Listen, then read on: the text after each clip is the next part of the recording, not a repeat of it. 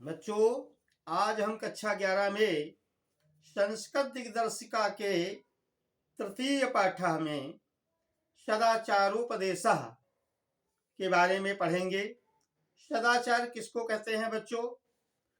देखिए, समय से उठना, समय से जागना, समय से पढ़ना, समय से भोजन करना आदि नियम संयम का पालन करना ही सदाचार कहलाता है। तो सदाचार पाठ में देखिए बच्चों क्या क्या बताया गया है। तो सबसे पहला दोहा श्लोक है, उसमें साथ साथ मिलजुल कर चलने बोलने और मन को जानने के विषय में बताया गया है। संगच्छध्वं संवदध्वं संगो मनांसि जानताम् देवाभागं यथा पूर्वे सज्जानना उपासते। तो बच्चों, संगच्छध्वं का मतलब है साथ साथ मिलकर चलना चाहिए, और संवदध्वं मिलजुल कर ही बोलना चाहिए, और संवह मनांस का मतलब है कि अपने मन को भली भांति जानो। जानता माने जानो, मनांस माने मन को, यथा माने जैसे, देवाभागम माने देवता, पूर्व माने पूर्ववर्ती, देवाभागम माने पूर्ववर्ती देवता जैसे अपने अपने कर्म के अंश को सज्जाना माने जानते हुए, उपासते माने उपासना करते थे। कहने का मतलब कि हमको मिलजुल कर चलना चाहिए, साथ साथ चलना चाहिए और मिलजुल करके बोलना चाहिए तथा अपने मन को भली भांति पहचानना चाहिए। बिना सोचे विचारे कोई भी बात या कोई भी कार्य नहीं करना चाहिए। जैसे हमारे पूर्ववर्ती देवता लोग अपने अपने कर्तव्य भाग को जानते हुए उपासना करते थे, उसी प्रकार हमको भी मिलजुल करके ही सब कार्य करना चाहिए। इस श्लोक में ये बताया गया है। और अगले श्लोक में बच्चों देखो बताया जा रहा है कि कर्तव्य कर्म के विषय में बताया गया है कि कुर्वन्नेव इहि कर्माणि जिजीविषेच्छतं समा एवं त्वयि नान्यते तोऽस्ति न कर्म लिप्यते नरे। कुर्वन्नेव इह, कुर्वन्नेव का मतलब है कर्म करते हुए, कर्माणि माने कर्म, कुर्वन्नेह माने करते हुए, इह माने इस संसार में, जिजीविषेच्छतं माने जीने की इच्छा करनी चाहिए, समाह माने 100 वर्ष तक। कहने का मतलब कर्म करते हुए 100 वर्ष तक जीवित रहने की इच्छा करनी चाहिए। एवं तो ही ना अन्यथे तो अस्ति, इस प्रकार कहते ना अन्यथे तो अस्ति, इससे अलग कोई उपाय नहीं है। न कर्म लिप्यते नरे, कहने का मतलब धर्मानुकूल ही कर्म करना चाहिए। धर्मानुकूल कर्म करते रहने से मनुष्य फिर न कर्म लिप्यते नरे, अन्य कर्मों में फिर लिप्त नहीं होता है। इसलिए धर्मानुकूल कार्य हम सबको करना चाहिए। इस संसार में कर्म करते हुए भी 100 वर्ष तक जीवित रहने की इच्छा करनी चाहिए। अगले श्लोक में देखो बताया गया है कि हम अगर किसी से दोस्ती करें तो किस प्रकार की करें, और अगर हमारी दोस्ती किसी से टूटती है तो दोस्ती का टूटना भी कैसा होना चाहिए, और हमारी वाणी बातचीत का तरीका कैसा होना चाहिए, और हमें किस प्रकार का बर्ताव करना चाहिए, बताया गया इस श्लोक में। मधुमन्ये निष्क्रमणं मधुमन्ये परायणं वाचा वदामि मधुमन्ये भूयासं मधु सदृशः। मधुमन में माने मेरी या मुझे, मधुमन में निष्क्रमणम, किसी के निकट जाना। निष्क्रमणम माने होता है निकट जाना, में माने मेरा, कैसा हो, मधु, हमारा किसी के निकट जाना मधुर हो।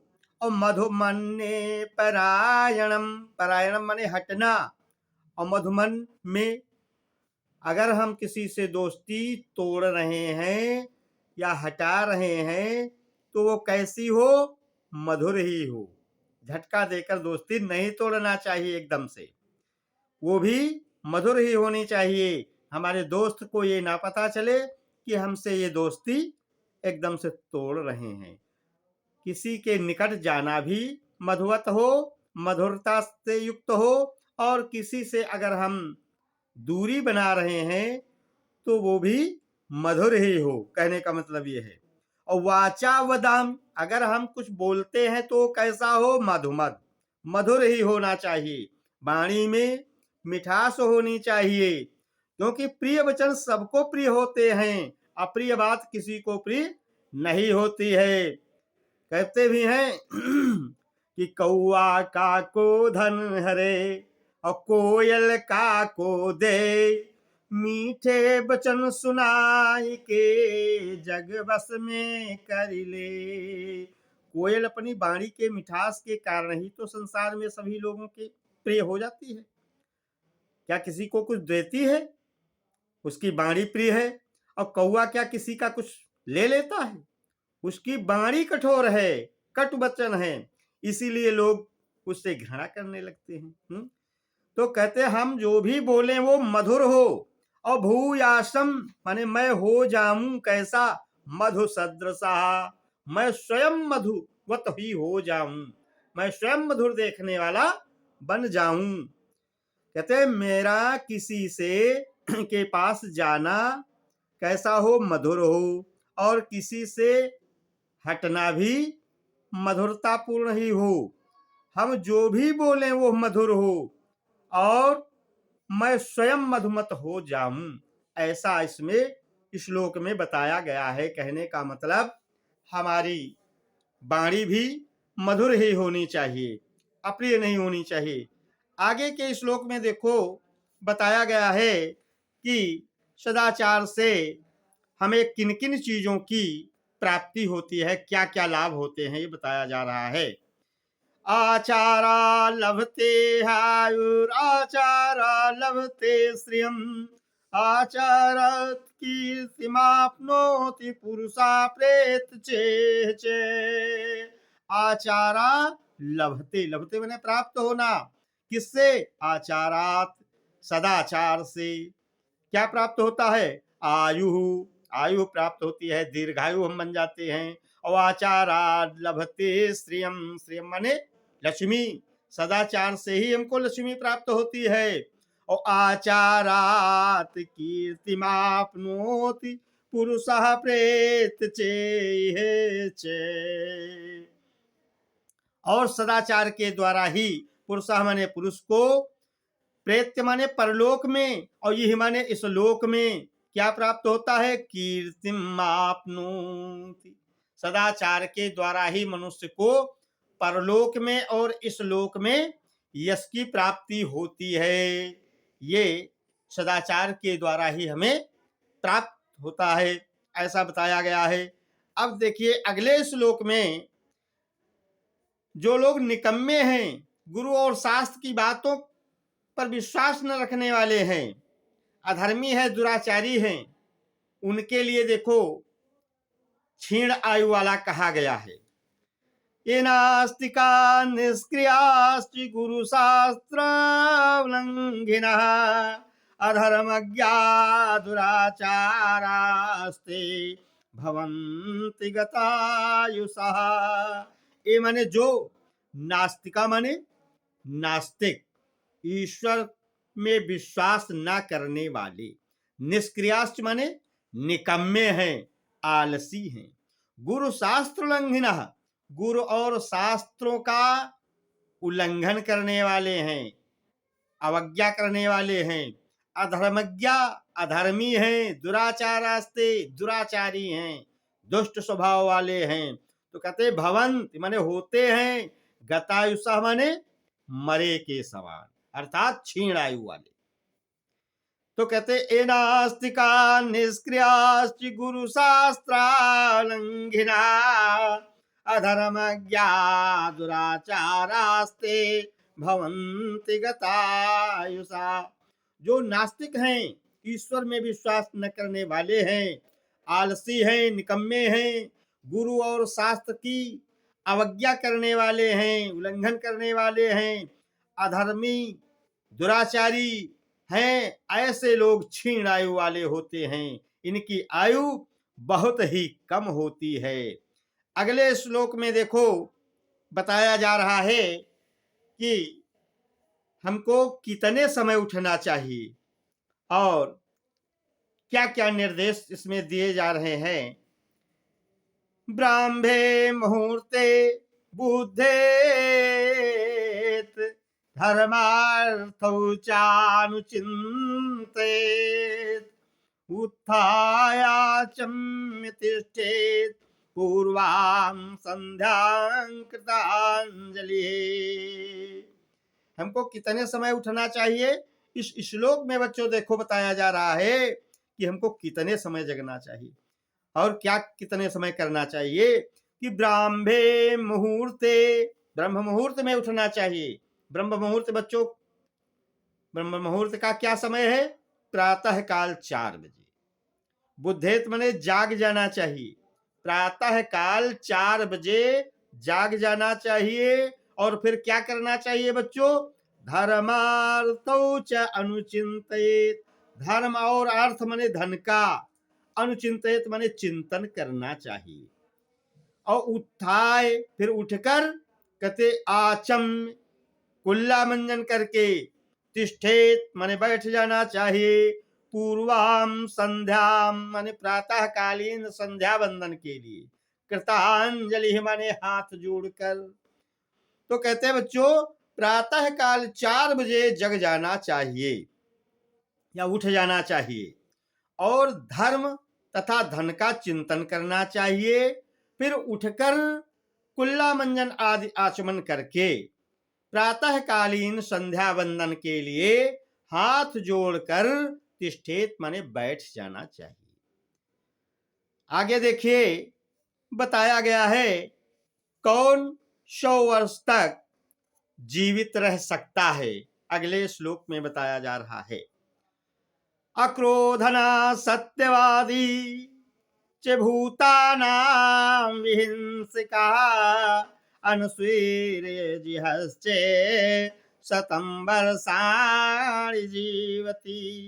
अक्रोधना माने अक्रोधी, बिना मतलब अकारण क्रोध न करने वाला, सत्यवादी सदा सत्य बोलने वाला, और भूतानाम विहिंसिका, भूतानाम माने जीवों की हैं, अविहिंसिका हिंसा न करने वाला, अनुसूई निंदा न करने वाला, अजिहश्च कुटिलता से जो रहित है, शतम वर्षाणि, शतम माने 100, वर्षाणि माने वर्षों तक, जीवत माने जीता है। कौन 100 वर्ष तक जीता है, कहते अक्रोधना सत्यवादी च भूतानां विहिंसका अनुस्वीर्यजिहश्चे शतं वर्षाणि जीवति। जो अकारण क्रोधन करने वाला है, सदा सत्य बोलने वाला है, जीवों की हिंसा न करने वाला है तथा किसी की निंदा न करने वाला है, कुटिलता से दूर रहने वाला है, वह 100 वर्ष तक जीवित रहता है। अगले श्लोक में देखो बताया जा रहा है कौन किसको नष्ट करता है। अकीर्तिम विनयो हन्ति हन्ते नर्थम पराक्रमा हन्ति नित्यं क्षमा क्रोधमाचारो हन्ति लाक्षणम्। अकीर्तिम माने अपयश, विनयो हंत, विनय माने नम्रता, हंत माने नाश करती है। नम्रता किसका नाश करती है? अकीर्तिम, अपयश का नाश करती है। और पराक्रमा हंत अनर्थम, पराक्रम अनर्थों का, आपत्तियों का नाश करता है। और हंत नित्यम क्षमा, क्षमा नित्य प्रति किसका नाश करती है, हनन करती है? क्रोधम, क्रोध का। आचारो हंत अलक्षणम, और सदाचार बुराइयों को नष्ट करता है। अकीर्तिम विनयो हंत, हंत अनर्थम पराक्रमः, हंत नित्यम क्षमा, क्रोधमाचारो हंत लक्षणम। नम्रता अपयश का नाश करती है, पराक्रम आपत्तियों का नाश करता है, और क्षमा नित्य प्रति क्रोध का नाश करती है, तथा आचार जो है वो बुराइयों का नाश करता है। सदाचार बुराइयों को नष्ट करता है। आगे देखिए, अपने से बड़ों को प्रणाम करने वाले और वृद्ध लोगों की सेवा करने वालों को किन किन चीजों का लाभ होता है, श्लोक में बताया जा रहा है बच्चों। अभिवादन शीलस्य नित्यं वृद्धोपसेविनाः, चत्वारि तस्य वर्धन्ते आयुर्विद्या यशोबलम्। अभिवादनशीलस्य माने बड़ों को प्रणाम करने वालों की, और नित्यम वृद्धोपसेविनः, नित्यम माने नित्य प्रति, वृद्धोपसेविनः माने बड़े बूढ़ों की सेवा करने वालों की। चत्वारि तस्य वर्धन्ते, चत्वारि माने चार चीजें, वर्धन्ते माने बढ़ती हैं। कौन कौन सी चीजें? चार। आयुर्विद्या यशो बलम, आयु विद्या यश बल। तो बच्चों, अपने से बड़ों को प्रणाम करने वालों की तथा नित्य प्रति बड़े बूढ़ों की सेवा करने वालों की चार चीजें नित्य प्रति बढ़ती हैं, आयु, विद्या, यश और बल। बच्चों, अगले श्लोक में चरित्र के बारे में बताया गया है कि मनुष्य का चरित्र सबसे कीमती होता है। अगर किसी के पास धन दौलत नहीं है और चरित्रवान व्यक्ति है तो वह श्रेष्ठ माना जाता है। तो चरित्र के बारे में बताया गया है, धन कुछ नहीं होता है, सर्वोपरि चरित्र का महत्व होता है। व्रतम यत्नेन संरक्षेत वित्तम मायाति याति चे, अक्षीणो वेतता क्षीणो व्रतस्तु हतो हता। तो बच्चों, व्रतम माने चरित्र की, यत्नेन माने यत्न पूर्वक, संरक्षित माने रक्षा करनी चाहिए, वित्तम माने धन, आयाति माने आता है, और याति चे और चला जाता है। अक्षीणो वित्तता क्षीणो, धन से हीन, हीन नहीं कहा जाता है। और व्रतस्तु हतो हतः, लेकिन जिसका चरित्र नष्ट हो गया वो हतो हतः का मतलब हतः माने मरे के समान माना जाता है। इसलिए बच्चों, चरित्र की रक्षा अवश्य करनी चाहिए, चरित्रवान सबको बनना चाहिए, क्योंकि अपनी पुस्तक में भी बताया गया है कि व्रतम यत्नेन संरक्षेत वित्तम आयाति याति चे, अक्षीणो वेतता क्षीणो व्रतस्तु हतो हता। चरित्र की यत्न पूर्वक रक्षा करनी चाहिए। धन तो आता है और चला जाता है, धन से हीन पुरुष हीन नहीं कहा जाता है, लेकिन जिसका चरित्र नष्ट हो गया वह मरे के समान समझा जाता है। अगले श्लोक में देखो बच्चों, बताया जा रहा है किससे किसकी रक्षा की जाती है। सत्येन रक्षते धर्मो विद्या योगेन रक्षते, मृजया रक्षते रूपम कुलम तेन रक्षते। सत्येन रक्षते धर्मो, सत्येन माने सत्य के द्वारा, रक्षते माने रक्षा की जाती है। किसकी? धर्मो माने धर्म की। धर्म की रक्षा किससे की जाती है? सत्य से।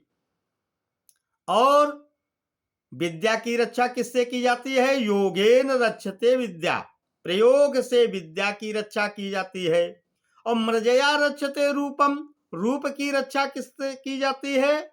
मृजया माने स्वच्छता से, रक्षते माने रक्षा की जाती है किसकी? रूपम माने रूप की।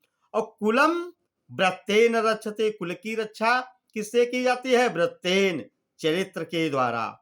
तो सत्य से धर्म की रक्षा की जाती है बच्चों, और प्रयोग से विद्या की रक्षा की जाती है, और स्वच्छता से रूप की रक्षा की जाती है, तथा चरित्र के द्वारा कुल की रक्षा की जाती है।